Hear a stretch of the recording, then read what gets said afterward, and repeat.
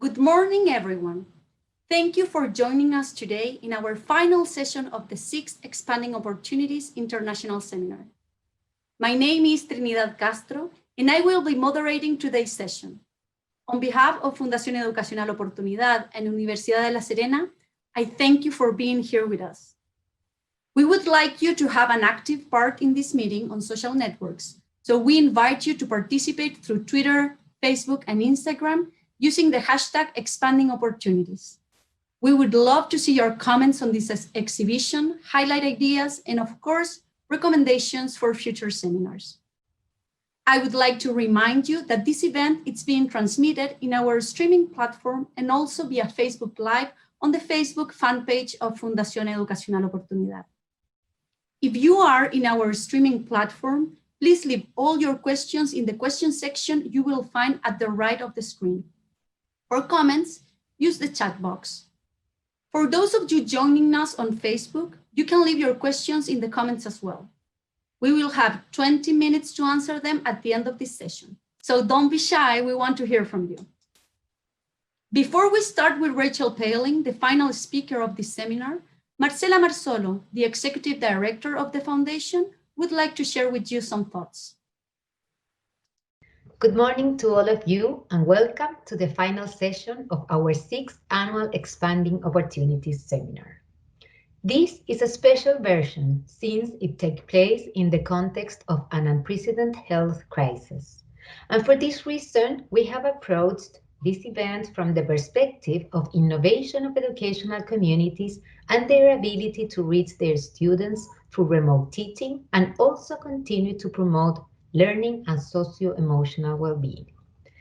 First, I want to thank the enthusiasm with which about 500 people, most of them pre-service and in-service teachers of English, have joined the different sessions that the event has offered this week. I want to recognize Elvis Campos, Head of English Pedagogy at the University of La Serena, and thank them for this 3rd year of collaboration. This partnership is truly important for the Foundation. I would also like to welcome our speaker, Rachel Paling, who will share with us today her ideas about how we can incorporate the latest findings in neuroscience into the traditional process of language learning. Thank you also and congratulations to the poster presenters and the workshop speakers, Joaquin and Lucrecia, who shared with us their interesting proposals. 14 years ago, Fundación Educacional Oportunidad decided to contribute to English education since an early age in the 4th region of our country, beginning in Paiguano and adding a few years later the district of Vicuña. Thanks to the collaborative work with teachers, leadership teams, and district leaders, and the achievements and knowledge acquired, 2 years ago, in collaboration with the Ministry of Education, we had the opportunity to bring the experience to Puerto Natales. And today, we are working with an improvement network focused on early English education composed of more than 80 teachers and leaders from 20 schools that benefit nearly 1,500 students from highly touristic areas where English is a key tool. Today, we are in a different context. It has been a difficult year for teachers and administrators, as well as for families and students. But as we have learned, crises can bring opportunities. In this sense, we would like to highlight the ability to adapt that educational communities have demonstrated, innovating and creating different strategies to reach all students. All of them are strongly committed to the teaching of English and its impact on the development of children, especially those for whom the language becomes a window to the world due to the context in which they live. Finally, we want to thank all of those who have made this week of collaborative learning possible and encourage the educational communities to continue responding in an agile and timely manner to the needs of students and their families, considering that the return to in-person classes is still uncertain. We want to send you away with encouragement in this path of challenges and opportunities, and we hope all the activities this week will be a contribution so that all of our children can thrive. We will continue to be here as a support system for English teachers around Chile. Thank you so much for attending. We hope you enjoy this final session. Thank you, Marcela, for your message. Now we welcome Elvis Campos, Head of English Pedagogy at the Universidad de La Serena, who also has a message for us today. Good morning, everyone. I'm very happy to welcome you all. I'm Elvis Campos from Facultad de Humanidades at the Universidad de La Serena. Over the last 3 years that I've been the director of the School of Humanities in charge of the administration of the program Pedagogía en Inglés, I have had the pleasure of working with Fundación Oportunidad, organizing, or at least helping to organize this international seminar as the one you have enjoyed this week. For our staff here at the university, our graduate students and also current students of our program, it's a great opportunity to be in contact with so many people interested in improving their pedagogical strategies and teaching skills. I want to thank all the presenters and the participants and all the staff that makes this seminar possible. I appreciate the time you devote to give opportunities for children of all kinds of schools to learn a language that will help them to get access to new experiences and opening their minds to new cultures and that will make them value their own. Thanks again to the presenters, members of the board of the Fundación Oportunidad, and all attendees from La Serena, Chile in general, Argentina, and other places. Thanks again to all of you, and have a nice time and enjoy the rest of the seminar.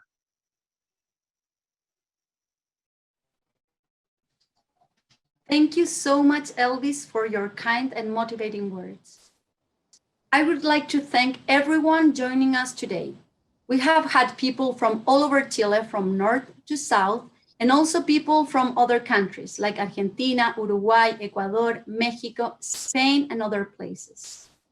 This is our first online version, and it is great to see that this format allows us to reach so many people and places. So we might have more virtual activities like this in the future. Tell us what you think about that. And now, what you are all waiting for. I am pleased to introduce a guest who is joining us from the other side of the world, Rachel Paling.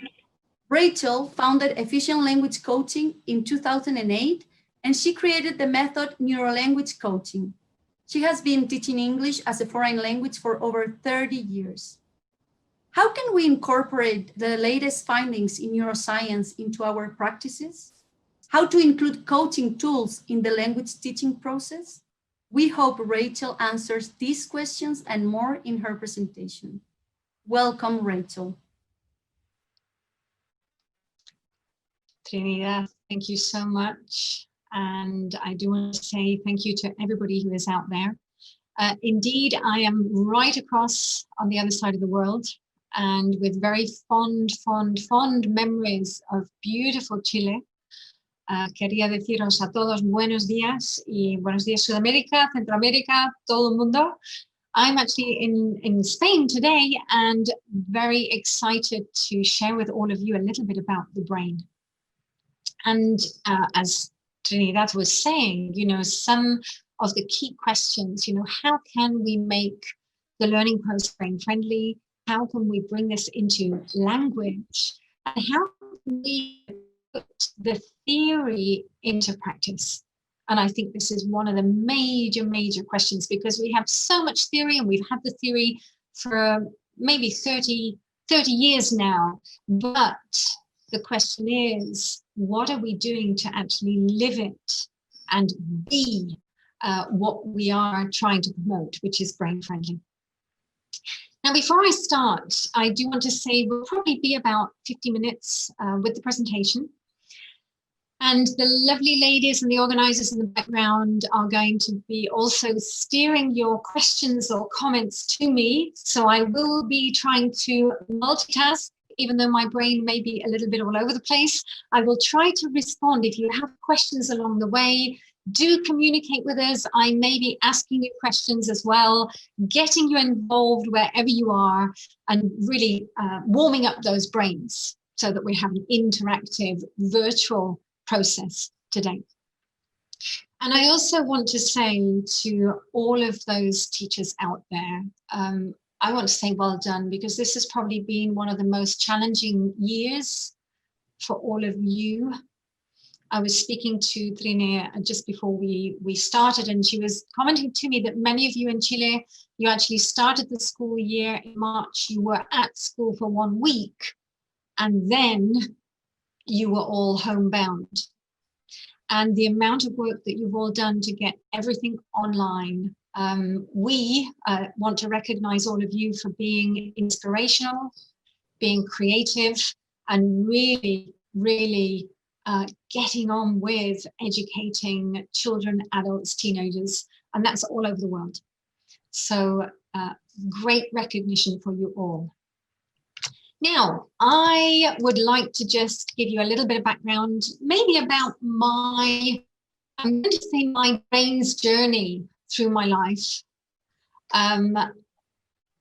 I do think that I am in that middle-age period at the moment, and I look back at my life and I think, wow, if I had known more about my brain through my learning processes as a child, as a teenager, even as an adult, what could have been different today?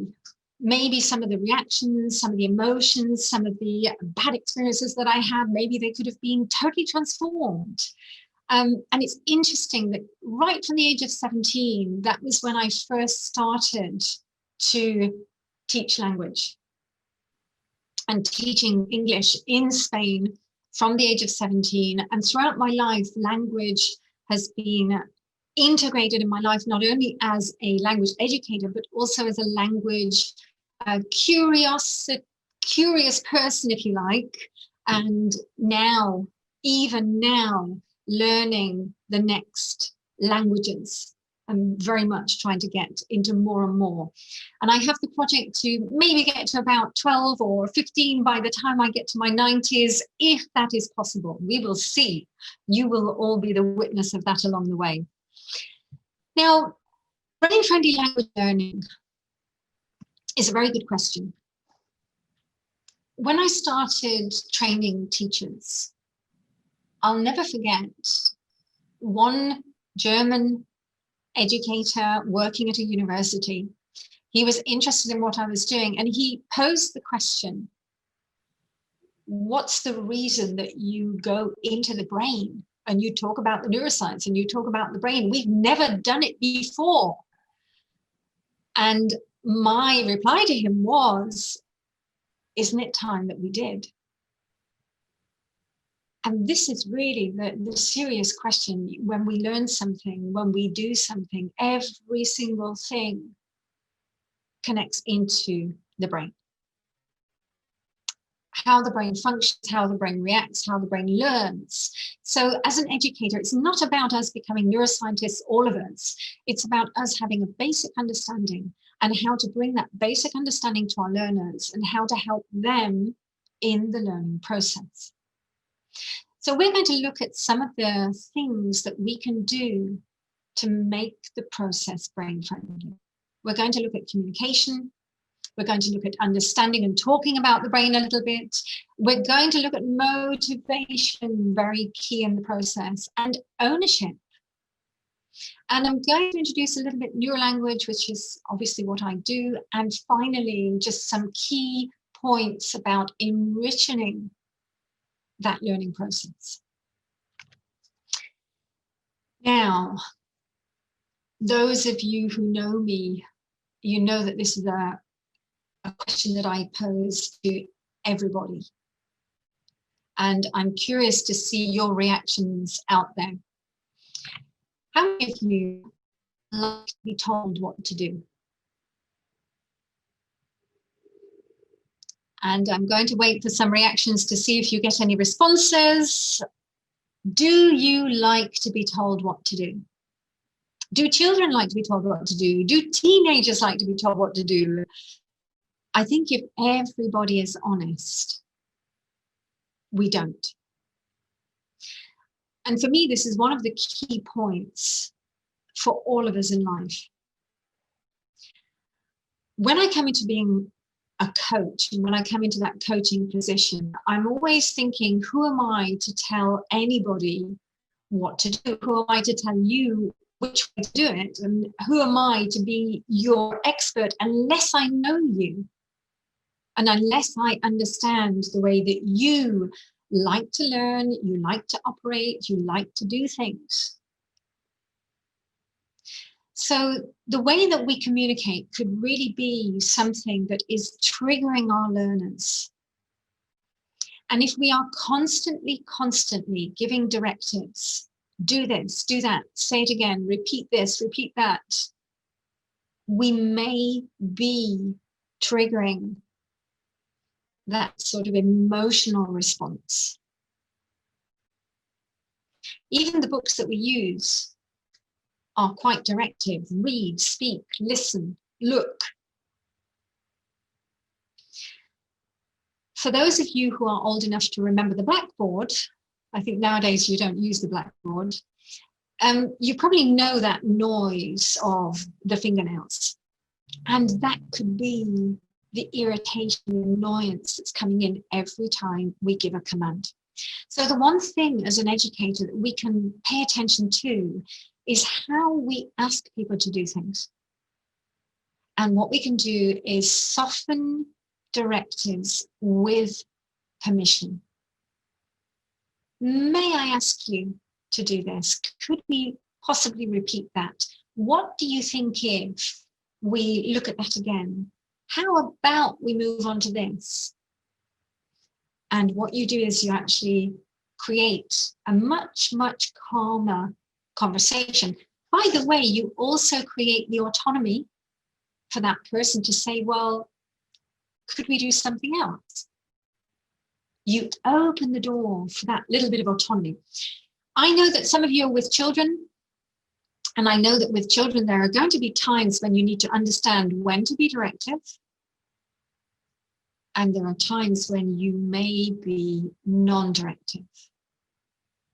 So may I say, try it and try to really make a difference.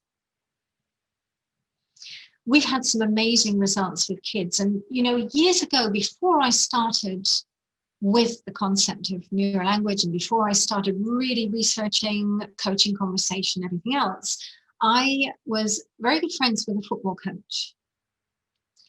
And the interesting thing is that the kids loved him. And I was curious, why? Why do these kids absolutely always go to his trainings? They're fighting to get there. And I went to watch one of his trainings. He never once told them what to do. He really was the coach. Team spirit, motivation. Come on, guys, what do you want to do now? How about we do this? How about we run across there? Who's going to get there first? It was totally unbelievable how those children communicated with him, and not one directive. So I'm seeing that many of you are saying, no, you don't like to be told what to do. It's very hard. And yes, now as educators, this is what we are constantly doing. We're telling people what to do. So now, if you can soften that approach, you'll see some great differences in how you communicate. Being a coach is not about being an advisor. It's not about telling people what to do. We've just said that. It's not about giving advice, giving recommendations. It's about helping people to find their way. It's about stimulation. It's about being a facilitator, a soundboard, a mirror back, and trying to get that stimulation of thought. In some ways, it reminds me of Socrates. How Socrates used to go into that Socratic discourse, get the other party to speak. In fact, I was told by one of the teachers in Bolivia that Socrates used to bite his lip to stop talking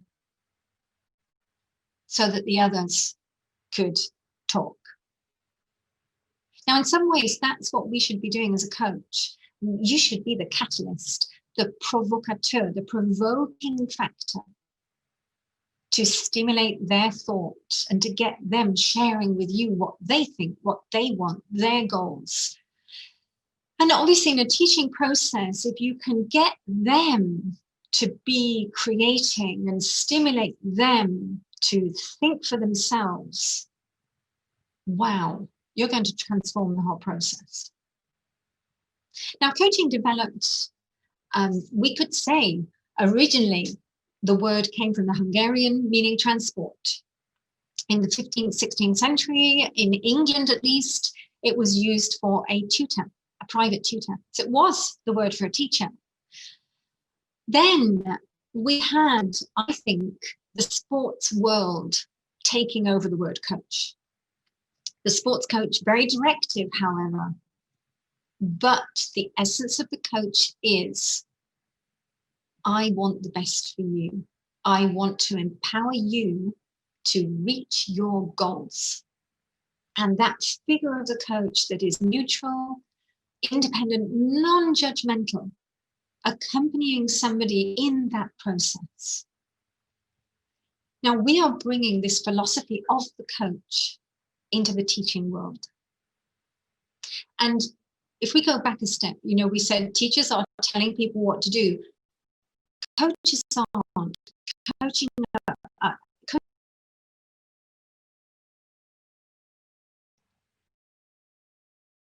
really the competencies of being a coach, the active listening, the powerful questions, the way that we ask questions is key. And moving into very skillful coaching conversations. And knowing how to carry out those conversations all the time.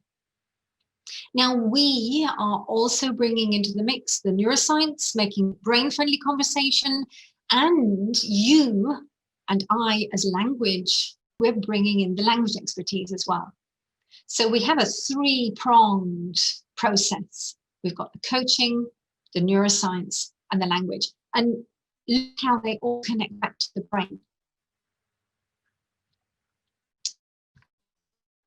One thing that I definitely encourage all of you to do is to move grammar conversations away from books, away from that sort of programmed grammar process into brain-friendly conversations, where your learner can ask questions, where we're trying to provoke the connections with native and target, and you are totally transforming this concept of grammar by bringing it into a normal conversation. And we'll talk a little bit about that later. Now, this is probably going to be a little bit polemic. I know it is for some people. In 2016, we have the first research that demonstrates when we learn a new language, the brain actually goes to the native grammar structures first. Because the brain is trying to springboard from previous experience to taking in the native and connecting in. Now, may I say, let's make the distinction, if we can, between children under the age of 8 or 7 and over the age of 7 or 8. There is a big difference in the brain. So children under the age of 8, they do not have this facility of the executive functions. They very much are driven from the subconscious brain. So children under the age of 8, could be 7, that sort of that 7-8 bracket, literally are absorbing and learning in a totally different way. And from the age of 7 or 8 onwards, we are starting to develop this prefrontal cortex, the executive functions. And by the way, we do not stop developing that executive function until about the age between 25 and 28. So we have a long period of time, and if you think about it, that's all the time when we are at upper school, teenage years, even university years. We're still developing those functions in the brain. So from the age of 7 or 8 onwards, what we are doing is learning to associate much more.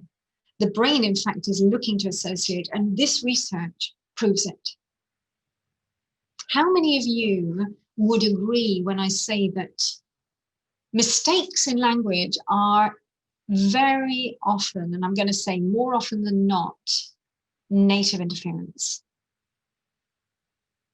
How many times do we have Spanish speakers coming into English saying, I have cold, I have hot?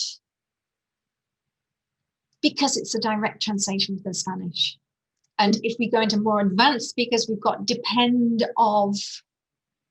Again, you've got direct correlation. The brain is going to the native language. Now, personally, I know this, and I look back, and this is where I said to all of you at the beginning, when I look back through my life, I see that my brain was jumping from language to language. And I started with French, Latin, and Greek at school. At the age of 15, I taught myself Spanish. And I did it, springboarding in from the French, the Latin, and my father's teach yourself Spanish books. So I did it myself. Then moving to live in Spain, I then started with Catalan, never had a lesson. I then went into Italian, never had a lesson. And then I was living in Germany, and I remember thinking, why can't I learn German? I can learn all these other languages, and what's wrong with me but that I can't learn German? And that's when I started to come into the connections of the Germanic side of English. And there are lots of connections. And that started to get me into German. Now, I've played a little bit with Arabic. At the moment, I'm coming into Russian, Chinese, and last June, one of my coaches actually challenged me to some Greek. And you can imagine,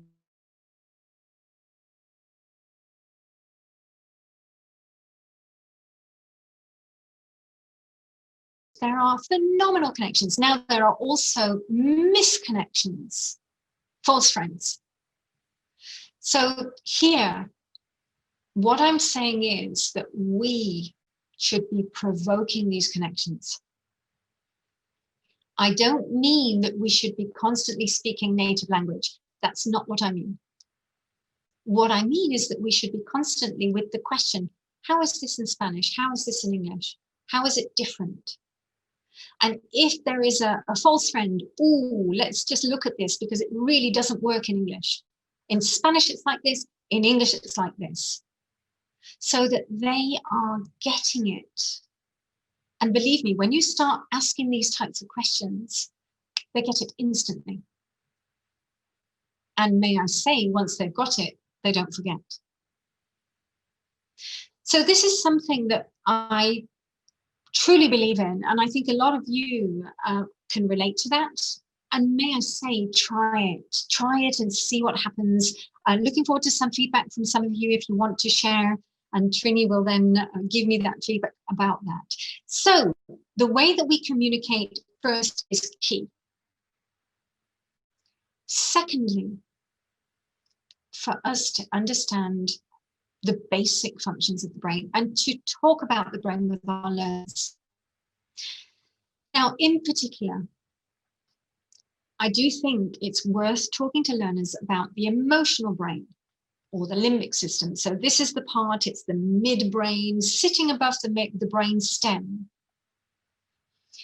And in this part of the brain, we have what I call our little panic button.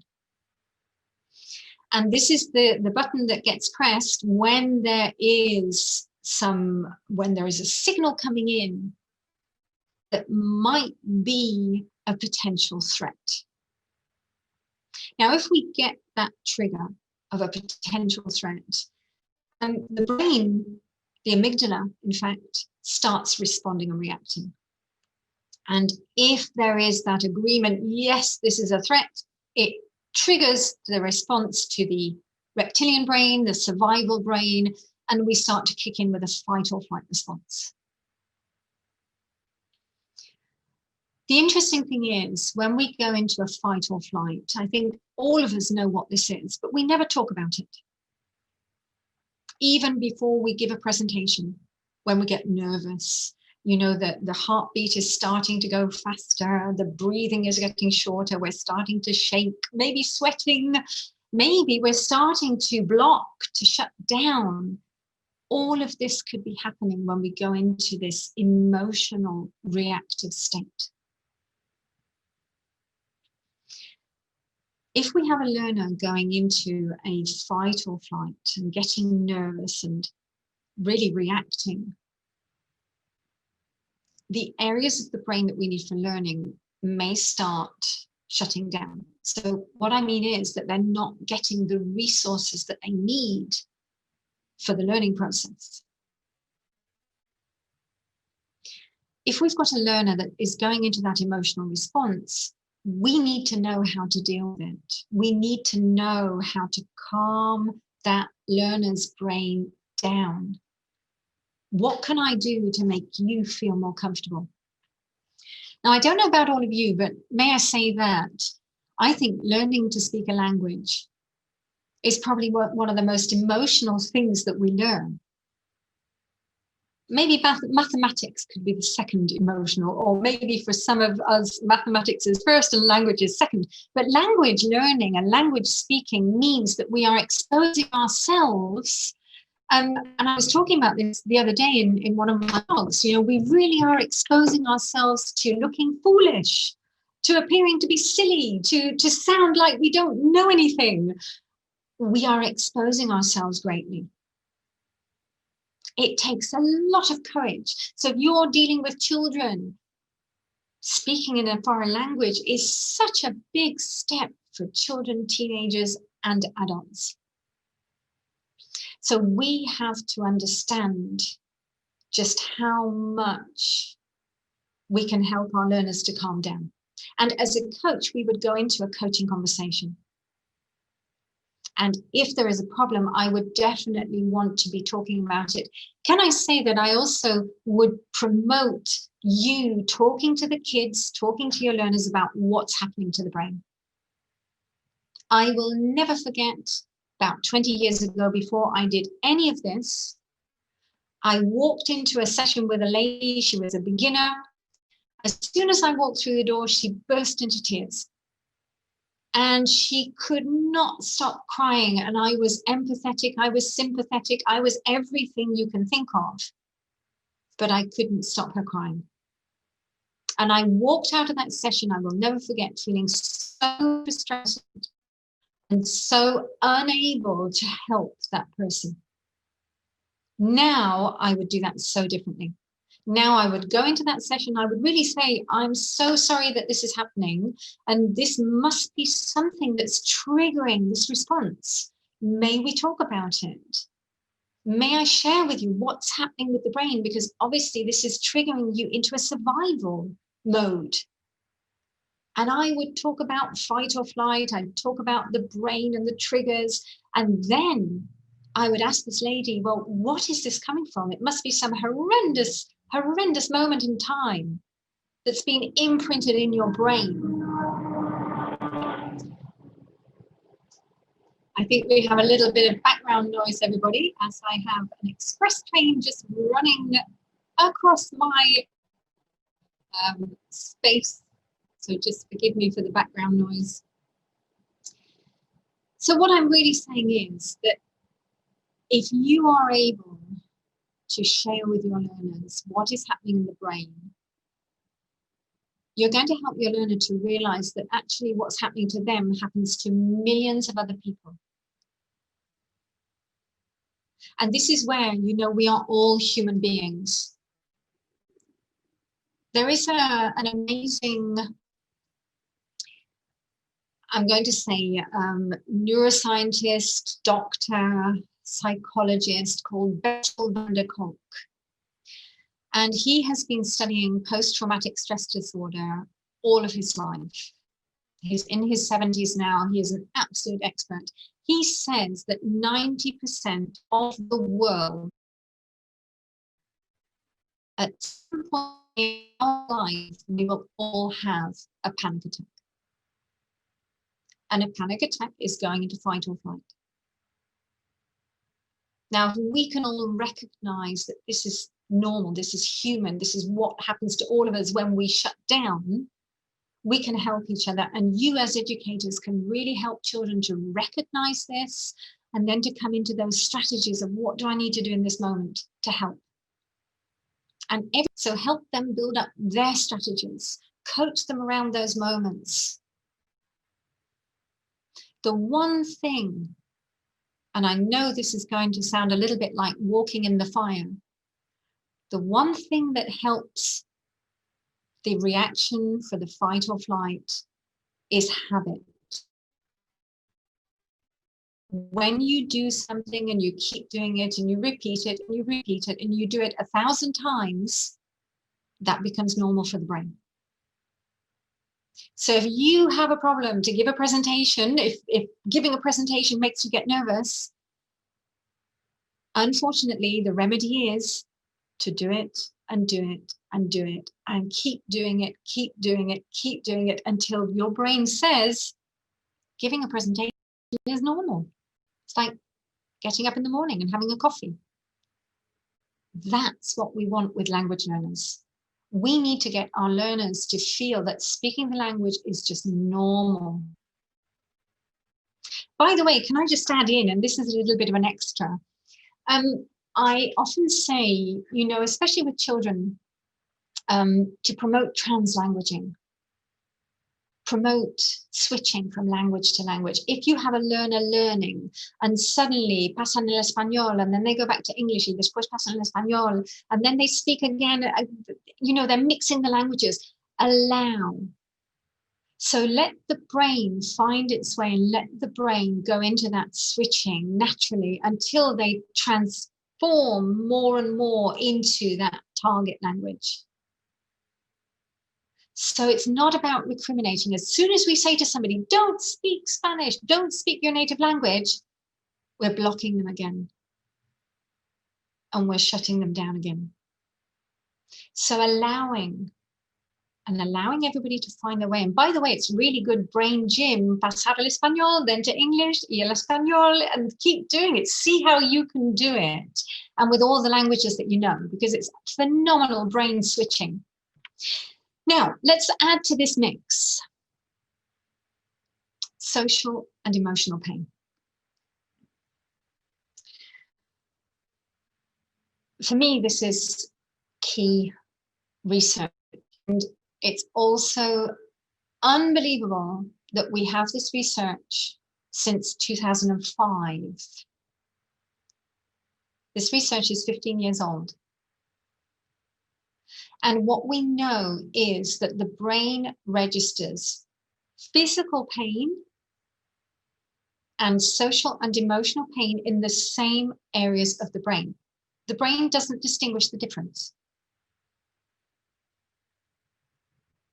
Now, I always put this in the context of my learners, and I think, my goodness, if my learner is feeling social and emotional pain, if I make somebody stand up and speak in a foreign language and they are nervous, they're shutting down, they don't want to do it, and everybody is watching them, I could be really triggering that response in the brain. And that response in the brain is triggered in the same areas as physical pain. Now, I actually wonder if it could even be worse, because when we have a physical pain, the body is producing endorphins to relieve physical pain. But when you feel social and emotional pain, there's nothing being produced. Could we say that it's worse? So as an educator, how can I be fully conscious that I don't want to cause that emotional pain, the social pain? Social pain means feelings of unfairness, feelings of exclusion, feelings of something not being right, or being embarrassed, or being ashamed. How can I avoid that my learners are feeling that? Because if they're feeling that, that could then trigger the fight or flight. If we've got the fight or flight, we've got somebody shutting down. If we've got somebody shutting down, we're never going to get them into that learning state. And Trinidad, absolutely, we have to make the conscious overcome that subconscious. But we as educators have to be aware that we're not putting fuel on the fire, let's put it that way. That we're really helping our learners to open up, feel safe, feel relaxed, and speak. And there we go back to the patterns of communication, everything we do. Now, let's just have a look at some triggers for language learning. We do have xenoglossophobia, the fear and anxiety of foreign languages. Just to give you a little quick story. When I was in Spain, and as I say, the first 5 years I was teaching in a school, and afterwards I was working in an office, and that was interesting for me. It was my first time I could speak perfect Spanish. I was very fluent. In fact, in those days, I was never speaking English. I was always speaking Spanish. I would not pick up the phone. I was absolutely terrified. Every time the phone rang, I went into fight or flight. I went into meltdown. My office colleagues thought it was hilarious. They thought it was so funny because I would literally physically run away from the phone screaming, "Somebody come and answer the phone." And I look back now and I see I was full of xenoglossophobia. You may have somebody who has a negative mindset, bad learning memories. Bad learning memories can really be triggered when we are in the learning process. You may have somebody who is thinking back to a moment of time, even something that our parents said to us, "You're never going to do that," or "You're not good at this," limiting us. That could be triggering in the background as well. We have to understand, how do we coach people around those? We could have the problem of certainty. Where does language learning end? Oh my God, it's never ending. When am I going to be fluent? We could have a problem with status. Maybe I don't want to speak because I feel I'm going to look like a fool. I'm going to look little and inferior, and you're so superior to me. That could be some other reason why I'm shutting down. Also, autonomous learners may shut down if you're telling them what to do. And also those feelings of unfairness. So we have to be aware of the triggers, and we have to coach around the triggers. Now, this means we have to go into coaching questions. Can I say one of the major problems we have, and I'm going to say not only in education, but even in our relationships with the people that we interact with, family, children, everybody. When somebody goes into a moment of not feeling confident or not feeling comfortable, we try to convince them. "Oh, don't be silly. You're good at this. I know you can do this. I think you're fantastic." What we're doing is we're trying to convince them, but what that person is feeling is totally the opposite. Now, in fact, what we're doing is we're not listening to that person. We're not recognizing how that person feels. We have to change that dynamic, and we have to say, "I'm really sorry that you're feeling this way. I'm really sorry that you're not feeling comfortable. You're not feeling confident. What can I do to help you feel confident? What do we need to work on so that you do get this confidence going?" So it's about listening, and it's about acknowledging, about recognizing how somebody feels, not trying to convince them otherwise. Try, especially with children, and children will start to feel you're listening to them. Asking open questions, not leading or judgmental, moving away from the do you think, because often that means it's a judgment of mine, and really being aware about the social and the emotional pain. And talk to them about the brain, even in simple terms with kiddies. Talk to them what's happening. Explain to them in very simple terms the brain shutting down and not wanting to work, and help them to understand and help them to regulate themselves. Now, there are a lot of schools, and I know in South America, you're very sensitive, you're very emotionally intelligent, I'm going to say. And I know that there are a lot of schools coming into mindfulness, meditation. I think it's amazing, really. Now, let's just have a quick talk about motivation. Motivation is absolutely key for the learning process, whether it's for languages, whether it's for whatever it is. And we see from the neuroscience that we do say, and we have the research showing that intrinsic is much more powerful than extrinsic.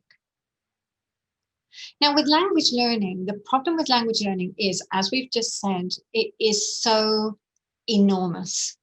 Where does it begin? Where does it end? Even as a native, I will never know all of my native language. So just imagine a learner. The learner's brain is thinking, where and when do I become fluent? Now, motivation is key, because if you've got motivation, you've got the drive and the passion behind the process. Just imagine sports people, the ones who want to win the cup, break the record, be the fastest. They have that drive. They know what they want to achieve. Now, the problem with us is that we get a lot of learners who start with great guns, but then after a few months, they start to lose that motivation. And then we have a problem. Personally, I think one of the major problems is that we're not distinguishing the reasons for learning from the motivation, the passion, the drive behind those reasons. And what we have to do is really push our learner into visions, missions. If you're working with adults, what could this change in your life? Just imagine you've got perfect English. Even with kids, just imagine you've got English and you're bilingual. What are you going to be able to do with that? And getting them to envisage, to see that vision of what they could do, what could change, where they could go in life, who could they help, who could they speak with, where could they visit?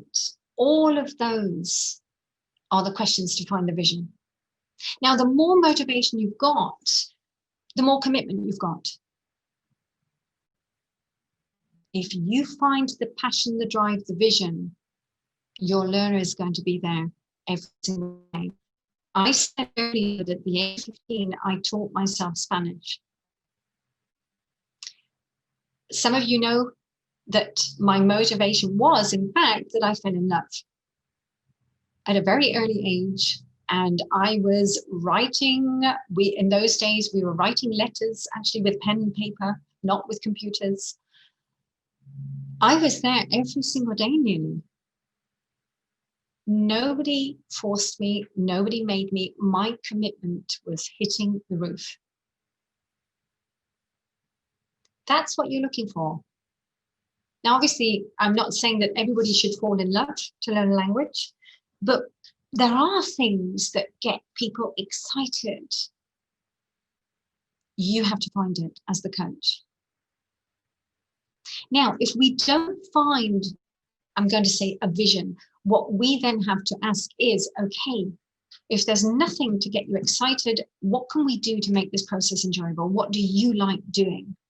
How do you like to do this? How do you like to learn? And we have to be honest here. If you don't have that inner motivation, we're missing an ingredient for the brain, because the brain is not switched on. But if we make the process exciting and enjoyable for you, then we're going to get the attention of the brain. Everything is about getting that attention. Now, the next step is the ownership. In neuroscience, one of the most famous phrases that sticks with me is, to learn something, you have to do it. You have to do it. So the person doing it learns it. Now, how many times are teachers doing it for the learners? And this is the question: how do you bounce it back to the learner to do it? And in the process with coaching and brain-friendly processes, you're getting them to set their goals, set their actions, find their motivation, and you're also getting them to commit to the process. They have to be the ones who are taking ownership. This is their process. It's their learning. How many times are teachers preparing everything, doing everything? What's the reason that we're not getting our learners to do more? The more that they do it, the better. One thing to highlight here, and this is another question for all of you out there. How many of you are conscious that you are finishing off your learners' sentences? I've just had a very big smile here from Trinidad. I can see what's happening in your brain there, Trinidad. And I can imagine there are many out there who are suddenly thinking, maybe you do it. I had a lady client years ago, fantastic lady, great, I'm going to say great personality. We got on very well. We were in a very great learning process. And I noticed every now and again, you know, when you get that feeling of a little bit annoyance, you know, when somebody gets a little bit, and I noticed it was when I was finishing off her sentences. She didn't like it. And it made me start to shut up and give her space. 90% of the time, she did it by herself. She didn't need me. She just needed me to shut up. That's what she needed. Everybody has different thinking time. Everybody. And what you can do is you can say to your learner, look, I'm not going to jump in anymore. I'm going to give you space to try it yourself, because if you do it, it's going to be much more powerful than if I do it for you. But if you need me, I can jump in. And this lady would say to me when she couldn't remember the word or the expression, she would say, Rachel, I can't remember, tell me. And that would be my permission to jump in. So something to observe from today. And may I say, even with your friends, your families, your partners, your husbands, your wives, your children, how much are you jumping in and finishing off the sentences? And what's going to happen when you stop doing that? Now, I know we live in a time-pressured world. I know that we're impatient, all of us, but just try it and see the difference.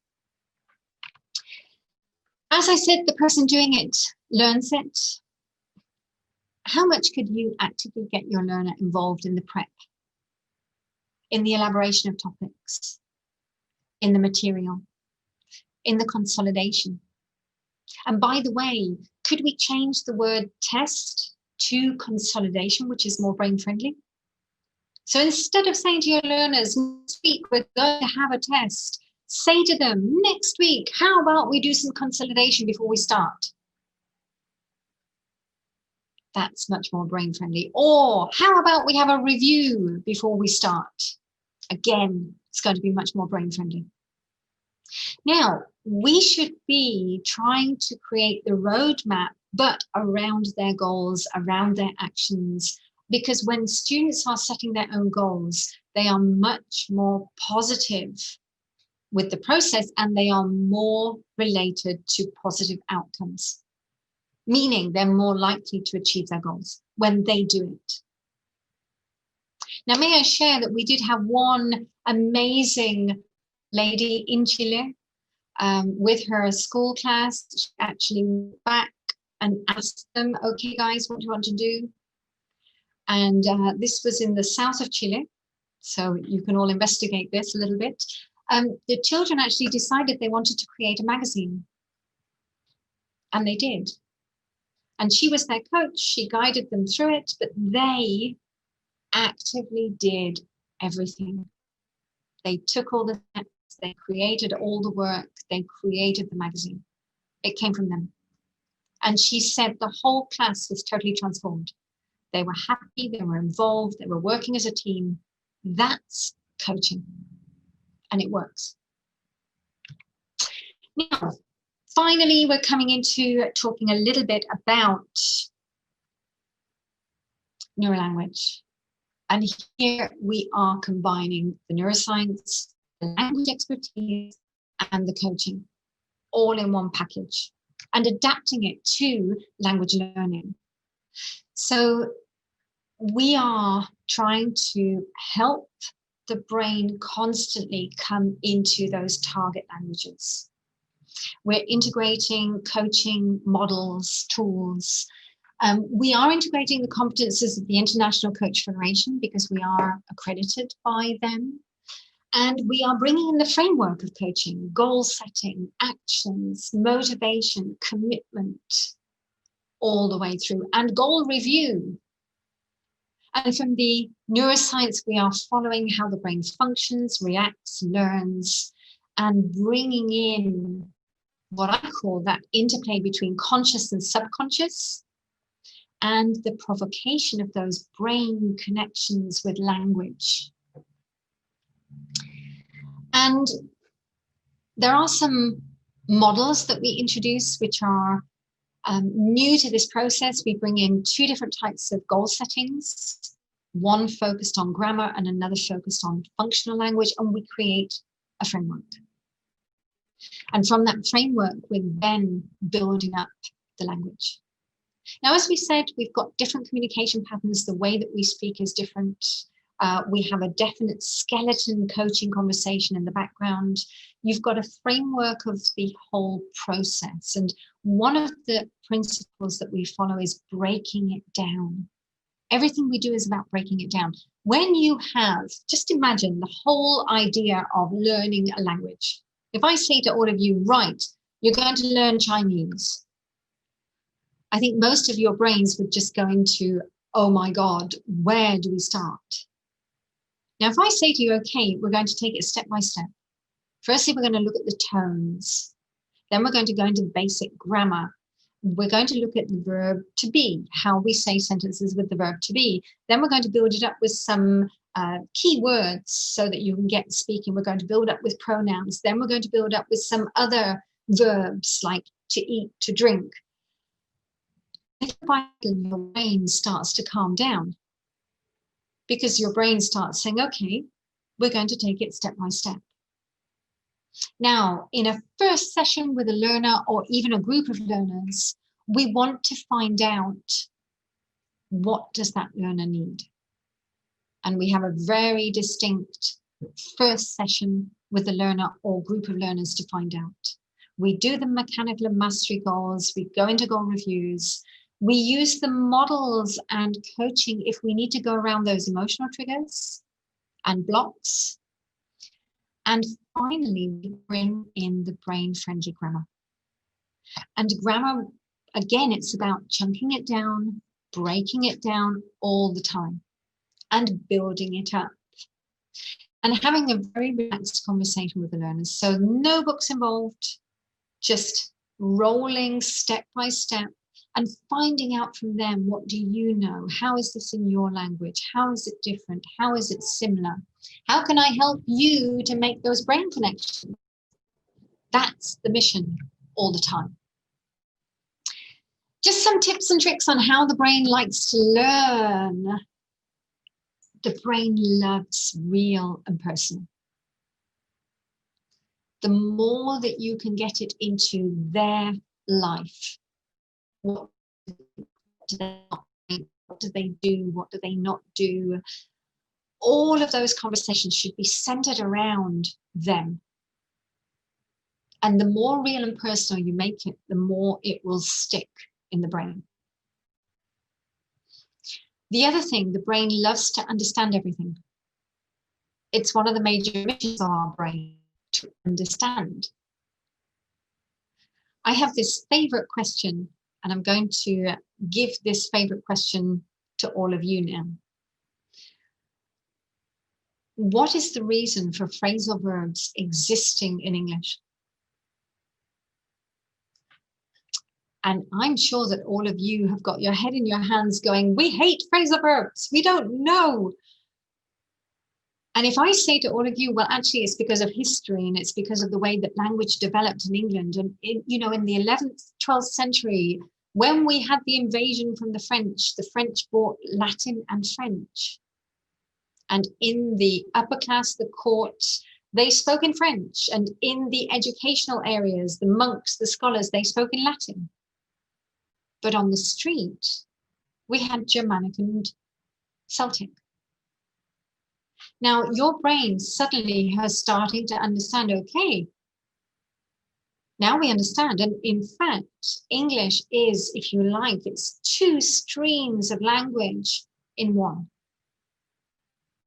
You've got the formal, French and Latin, and the informal coming from the Germanic side. So your brains now understand. And when you bring that to your learner will start to understand. And the brain starts to calm down. So wherever you can, bring that understanding to your learners. Break it down, step-by-step learning. Spacing it out is going to help, and bring them certainty. Help them feel secure in the learning process. Get them to set the goals, focus on attention in that, get them to work on those, get them next goals, work on those, get them next goals.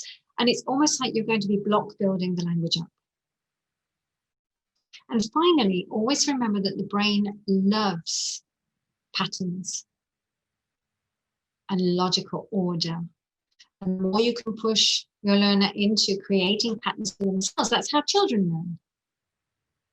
To make you all smile, many children in England, and they're learning to speak English, they always make the mistake of, I brang it, instead of I brought it. Because bring, children in their brain think it should be bring, brang, brung.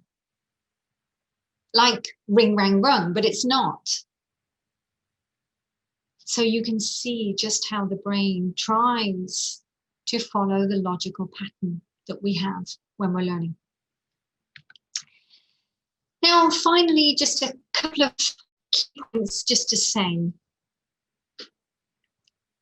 When we are in a learning process, the more that we start to understand about the brain, the more we're going to help the learner. I personally think it starts, but there are 4 key things to remember. The first one is reason.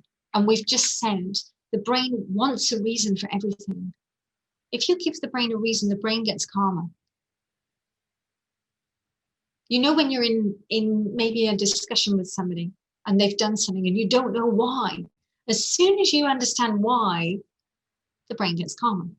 It's the same with everything that we do, we learn. If we have a reason behind it, then it really helps. If we don't have a reason, we start to dissociate from it. Disconnect. So wherever you can, try to understand how can you explain cause, origin, reason. Next, inspiration.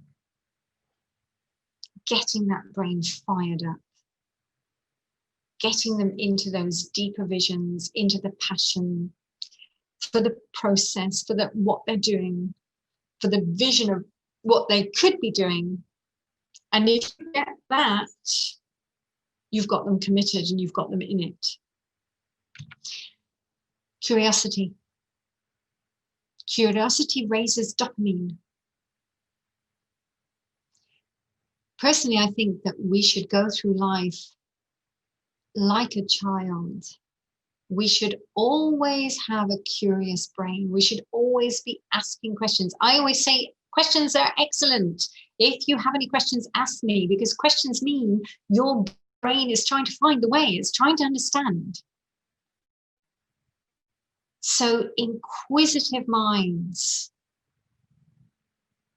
opening that door to the curiosity, and also you provoking the curiosity. Especially with language. How is that in your language? Let's think about it. Let's compare it. That's also going to open the doors of curiosity. And you are the provoker.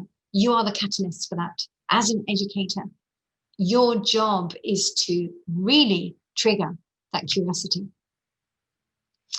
Finally, I do think it is about coming in, not only to the brain. You know, we talk about neuroscience, but neuro means neurons, nerve cells.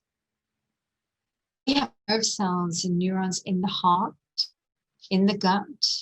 We have them all in the nervous system. And for me, it's about the holistic being that we all are. And when we've got brain and heart in coherence, actually learning flows. When you've got a learner that is calm, happy, curious, you've got the dopamine going, you're going to have a better learning process. If we've got one drop of cortisol, just one drop of cortisol in the brain, according to the University of Ruhrgebiet in Bochum, one drop of cortisol disrupts learning. So the more that we get our learner into that positivity and into the emotional positivity, the more we've got them with positive emotions. Emotions are imprinting and impacting the memories. They're going to learn better. So you, as an educator, want them to be so positively, emotionally impacted that they get it instantly. That should be the mission every time we go into a session with our learners.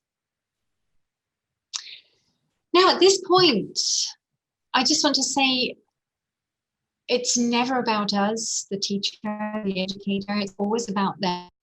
And I know that you, all of you, are very much dedicated to your learners, especially at the moment that you're trying to find the way. I know we were talking that in Chile, there are so many children out there that are not connected or they've got poor connectivity. So hopefully, there can be a solution for all to come into learning in whatever shape or form. And I'm hoping that, you know, in the future, we can collaborate a lot more with La Fundación. Yo encantada de poder ayudar en todo lo que pueda. So thank you, everybody. And also, I do want to say thank you to Fundación Educación de la Oportunidad to really embrace me today. And I'm opening the floor for any questions.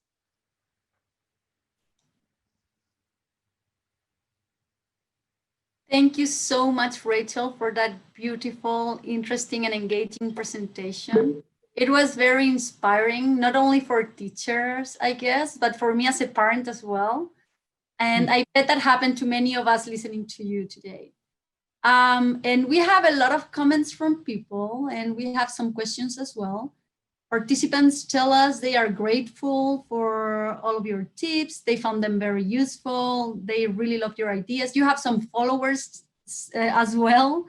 And some teachers said they asked themselves the same questions you did when learning English as a second language. So it was very, very interesting.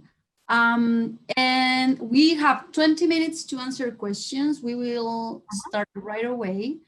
And the first question I have for you, it's from Rachel as well. Her name is Rachel. And she's asking the following.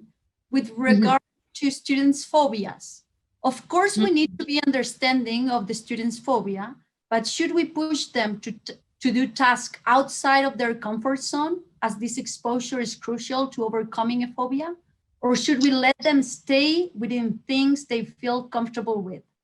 Yes, I do think it's a case by case.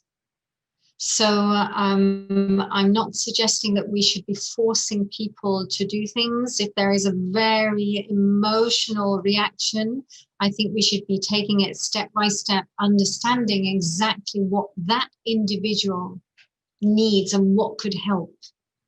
So firstly, one of my first steps would be recognizing, you know, I'm sorry that you're feeling this way, and may I ask you to share with me what's happening? Maybe then explaining a little bit about what's happening with the brain. Maybe then trying to find out from that person, what do you feel could help you here? And try to come into that person, building up their ideas of what could help, or how could I help you? And seeing in each case the best way to deal with it.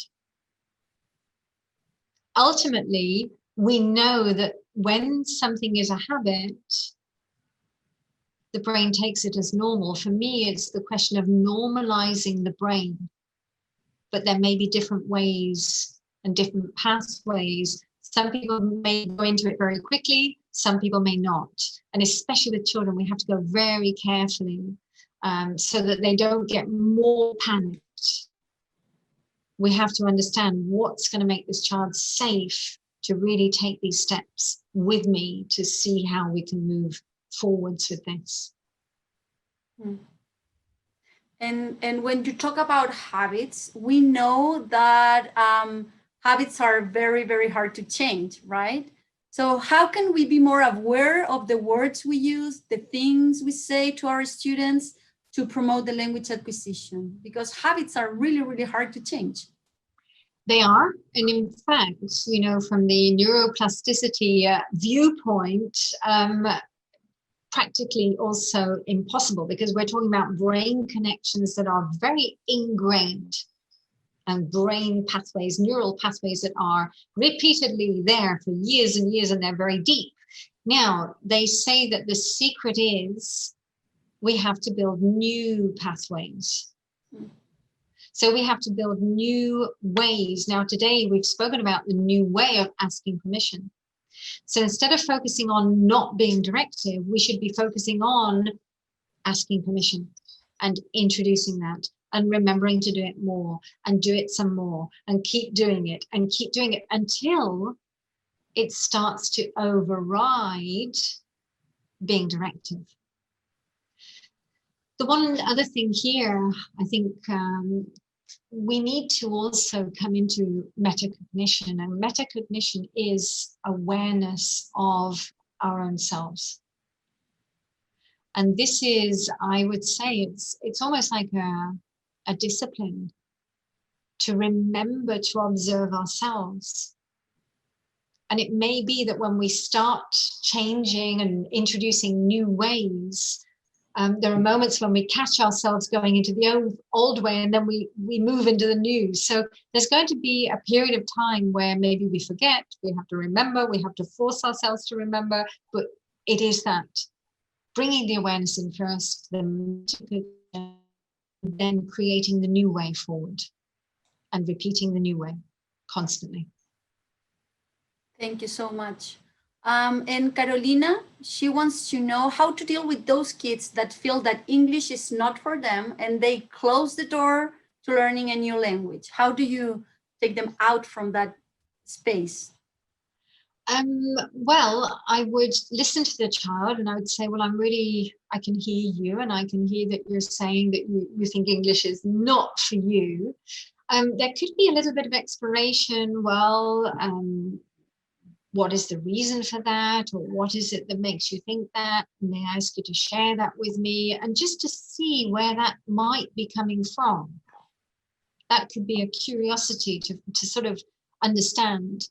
And then there could be that moment of, well, what could you do if you had it? You know, if you really, just imagine you've got English now. You don't have to work for it. You don't have to learn it, but you've got it. What could that mean for you? How could that be different for you? What other things could you do if you got English? And if that really doesn't get anywhere either, then I think it's about being honest and saying, well, I'm sorry that you don't want to be here, you don't want to do this, but we've got to do it.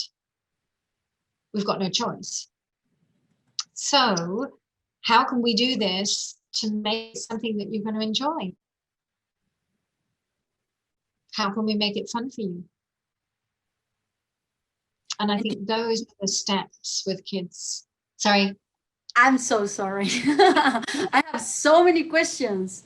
And do you have any tips for increasing or fostering motivation for students? Because we can do a one-on-one work with some students, but do you have tips like for the whole group? Well, I mean, it's interesting because some of the neurolanguage coaches have, some of them actually get the children to think about it overnight, to write it down on a piece of paper and to bring it in the next day, what they think could change their life in English, or what they would like English for. So, and then sharing it, you know, finding out from each other and making it a group discussion. You know, what does everybody have as that vision? And then when you come into learning in a group, the question is, how can you get that group to feel like a team? And here we come a little bit back to that sports coach. So I could be your coach, you're my English learning, language learning team. What can we do here to be a team? What can we do to get you doing things that you as a team would enjoy? And who would enjoy this? And what would you enjoy? How can we get you into little groups? And getting them to speak more about what they would like to do. And this is something, you know, in all educational systems, we're not doing enough of. I know that in the background, we have a curriculum. And a lot of the times you have to really fulfill that learning criteria. But the question could be, you know, well, kids, this is the criteria, this is what you've got to learn. So how could we do it? And just seeing if you could brainstorm it with them, different ways of doing it. And then how can they help each other in that journey? Coaching is about communication. It's about finding out from them. And a lot of the time, I think that as teachers, we're constantly trying to guess or invent or create, and we're not asking them enough. And if we get some input from them and maybe some creativity from us, we've got like a compromise of, okay, well, we could shape this into a different way. That's very interesting, like to focus actually on the kids and not on our activities and work. That's very interesting. And they're asking you, how do you find time to learn other languages? You have studied so many languages. How do you do it? And how do we balance our time to learn and improve a second language? Well, I have to say I'm very grateful to my life journey, because my life journey took me to these countries. So I did live in Spain. You know, I started learning because of that love, but then I did move to Spain and live here. Being here, I learned Catalan. Then I was working in Italy, working at one of the universities there, and I absorbed and then transferred my Spanish and Catalan into Italian.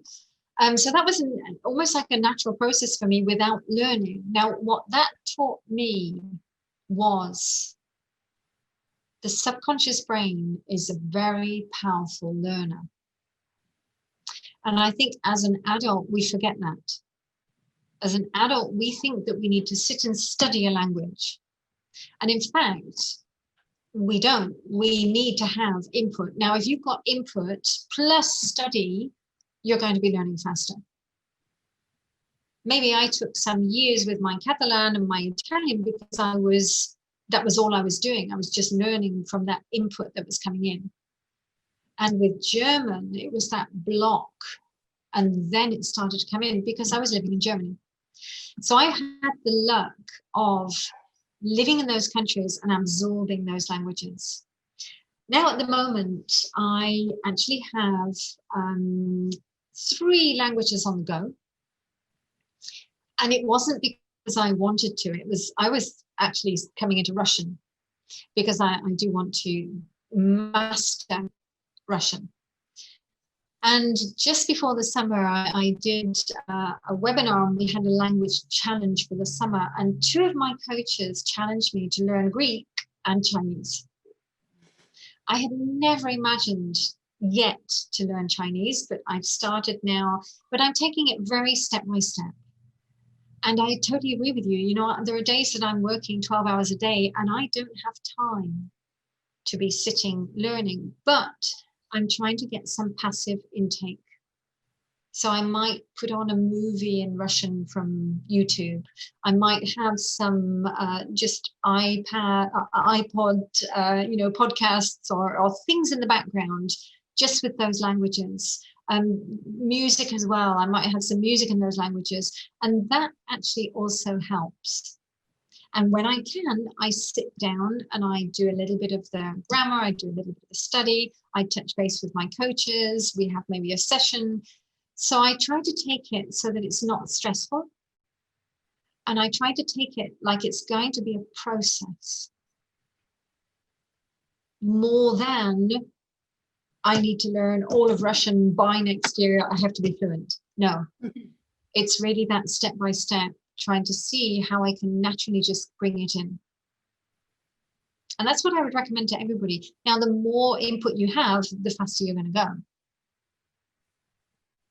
Thank you, Rachel. And that's probably what we should do with our students, right? Like to balance what is grammar and listening and just feeling happy with what you're listening in English. Absolutely. And I do think, and it's worth talking to learners about the conscious input, which is sitting down, studying, battling away with the rules, the theory, the grammar, everything. But then there has to be a component, which is that passive intake. And it could be from reading or listening or just being near people that are having a conversation. And allowing that subconscious brain to just absorb the language. Great, thank you so much. And Elvis, he has a question. He says is his everlasting question. So he's asking, what side of the brain do we use when we read? When we read, well, you know, we have the executive functions are very much at the frontal part. Language is over in the left. So recognition of language, speaking language, listening to languages is normally over in this left side. However, we also have effective communication over on the right. Now, I know those are the areas for language and language production, and may I say language fluency is coming from the cerebellum. So when we are performing all of these tasks, it's not just that we're compartmentalizing an area of the brain. You know, there may be different parts of the brain engaged. And obviously when we're reading, we've also got the visual apparatus going as well, which is the occipital lobe at the back, transforming what we're reading. So it's not just limited to one area of the brain. There could be all different areas of the brain kicking in. Thank you so much, Rachel. And I'm afraid this is all the time we have. So I don't know if you have some final words for the audience, something you want to share before we go. I just want to say, you know, I know this is a difficult year. It's a transformational year. I do think that it is also time that we can take stock, learn about ourselves, and also learn about the brain more. And the more that all of us come into this, understanding each other, knowing how to help each other through this, I think, especially as educators, you are inspiration for your learners. And the more that you can help them, phenomenal. I think that's going to be key. Thanks again, Rachel, for sharing your interesting presentation with us. And thanks to all of our viewers for joining us today and this week. I think I have said thank you like 30 times, but it's because we are really, really grateful. We have had more than 1,000 people in total for all of the sessions of the week, which make us extremely happy, and we deeply appreciate everybody's time. We also know that you are all wondering about the materials presented by our speakers. Presentations on the video and the videos of these sessions will be posted soon in our website, expanding.fundacionoportunidad.cl. And before saying goodbye, I would like to invite you to answer a brief evaluation of the seminar. It's very short. The link is posted in the chat and you will get it this afternoon in your email as well. Your opinion is important to us. We are closing now our 6th Expanding Opportunities International Seminar, and hope you liked it and enjoyed all the sessions the same way we did. On behalf of Fundación Educacional Oportunidad and Universidad de La Serena, I thank you for joining us today. Have a great day and see you next year.